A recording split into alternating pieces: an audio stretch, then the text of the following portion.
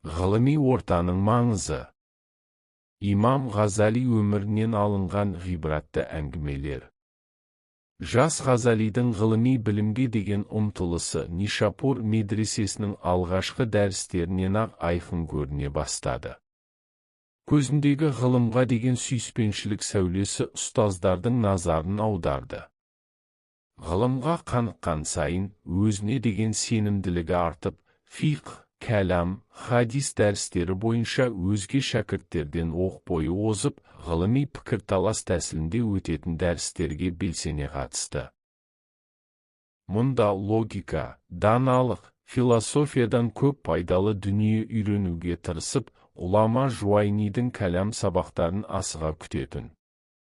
Өйткені ұстаздың ғылыми дәріс беру тәсілі Ғазалиге қатты әсер ететін. Бұл дәрістер ақыл ойын шыңдап, ойларын көркем жеткізуді үйреніп, көп ұзамай ұстаздармен ғылыми тақырыптар аясында пікірталас жүргізе бастады.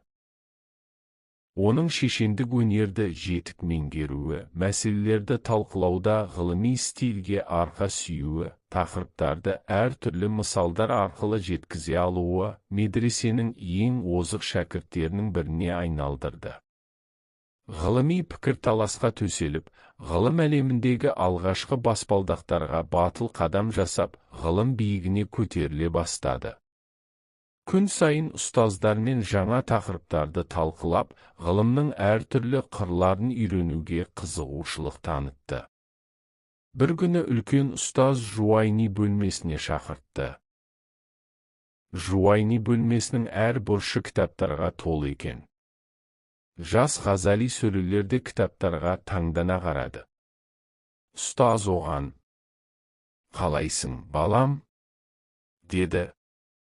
«Сіз үшін әрқашан дұға жасаймын, ұстаз. Осындай ғылыми ортада болғаныма өте қуаныштымын. Ғылым алуға кедергі болып жүрген қандай да бір мәселең бар ма?» деп сұрады. Сосын үлкен ұстаз бұған ғылым, білімнің жауапкершілігі жайлы аз-кем насихат айтты. Жас Ғазали ұстаздармен болатын қызу ғылыми талас-тартыстарға белсенді қатысу жайлы айтып жатқан болар деп, жүзі қызара ұялды. «Уайымдама, балам. Шақырту себебім, бір өтінішім бар. Менің оқыту мен жазу жұмысымда көмегің керек». Бұл сөзді естіп, жас Ғазалидің көзі қуаныштан жарқырады. «Сенім артқаныңыз үшін төбем көкке жетті, ұстаз. Мен үшін құрметті жұмыс ұсынғаныңызға Құдай разы болсын», деді. Расында Имамул Харамейн Әбул-Маали Жуайни мұсылман әлемінде ұлы ғалым еді.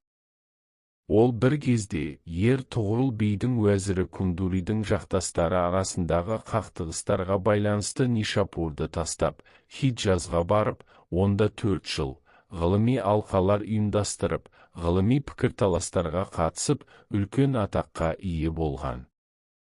Осы себепті оған Имамул Харамейн атағы берілген. Селжұқ сұлтаны Алып Арсланның әйгілі уәзірі Низамул Мүлктің Хорасан аймағында жүргізген реформаларының нәтижесінде Жуайни бұрын қуғын көрген ғалымдармен бірге Нишапурға қайта оралды. Уәзір Низамулк Имамул Харамейн Жуайнидің құрметіне оның атынан медресе салды. Содан бері жасы ұлғайған Жуайни осы Нишапур медресесінің бас ұстазы. Жуайни шәкірттерін кең ойлауға, өз ойларын ашық, еркін жеткізуіне көңіл бөлді. Ол дәрістерін шәкірттермен ғылыми пікірталас түрінде өткізіп, оқу ордасында ғылыми орта қалыптастырды. Мұндай ғылыми ортада жас Ғазалидің ғылыми әлеуеті өте тез жетіліп, бас ұстаздың ең талантты 3 шәкіртінің біріне айналды. Ол ұстазының бірқатар жұмыстарына көмектесті, кейде тіпті оның орнына дәріс жүргізді. Бұл Ғазалиге теориялық ғылым мен практикалық қабілетін жетілдіруге мүмкіндік берді. Ол Жуайнидің медреседегі алғашқы дәрістерінен бастап қалыптастырған ғылыми пікір талас тудыру арқылы оқыту әдісінен танбады.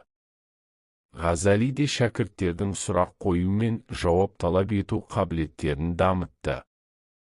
Бұл шәкірттің сыни ойлау қабілеті мен саралай алу қабілетінің артуына келеді.